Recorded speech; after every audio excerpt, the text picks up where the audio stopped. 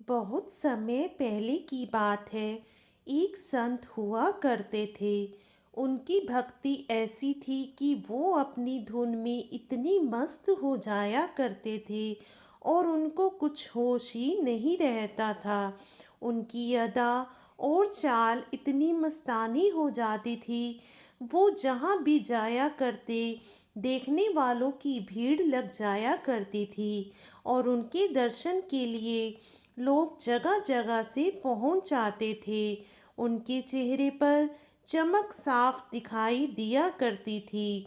वो संत रोज सुबह 4 बजे उठकर ईश्वर का नाम लेते हुए घूमने निकल जाते थे।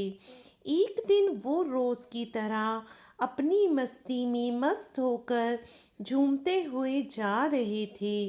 रास्ते में उनकी नज़र एक भगवान के दूत पर पड़ी। उस दूत के हाथ में एक डायरी थी। संत ने दूत को रोककर पूछा, आप यहाँ पर क्या कर रहे हैं और ये डायरी में क्या है? भगवान जी के दूत ने जवाब दिया कि इसमें उन लोगों के नाम हैं जो उन्हें याद किया करते हैं। यह सुनकर संत की इच्छा हुई कि उसमें उनका नाम है या नहीं।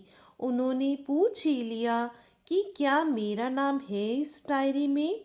दूत ने कहा, आप ही देख लीजिए, और डायरी संत को दे दी। संत ने डायरी खोलकर देखी तो उनका नाम कहीं भी नहीं था। इस पर संत थोड़ा मुस्कराए और फिर वह अपनी मस्त चाल से भगवान को याद करते हुए निकल गए। दूसरे दिन फिर वही दूत वापस दिखाई दिए, पर इस बार संत ने ध्यान नहीं दिया और अपनी मस्ती में चलते रहे। दूत ने उनसे कहा, आज नहीं देखोगे डायरी? तो संत मुस्करा दिए और कहा, दिखा दो। जैसे ही डायरी खोलकर देखा तो सबसे ऊपर उन्हीं संत का नाम था। इस पर संत हंसकर बोले, क्या भगवान के यहाँ पर भी दो दो डायरी हैं? मेरा नाम कल तो था नहीं और आज सबसे ऊपर है। इस पर दूत ने कहा कि आपने जो कल डायरी देखी थी वो उनकी थी जो लोग ईश्वर से प्यार करते हैं। आज इस डायरी में उन लोगों के नाम हैं जिनसे ईश्वर खुद प्यार करते हैं।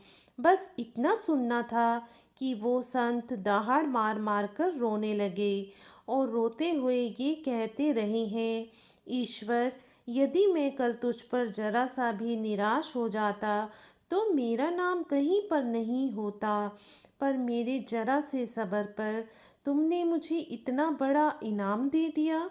तुम सच में बहुत ही दयालु हो। तुमसे बड़ा प्यार करने वाला कोई नहीं। और वे बार बार रोते रहे।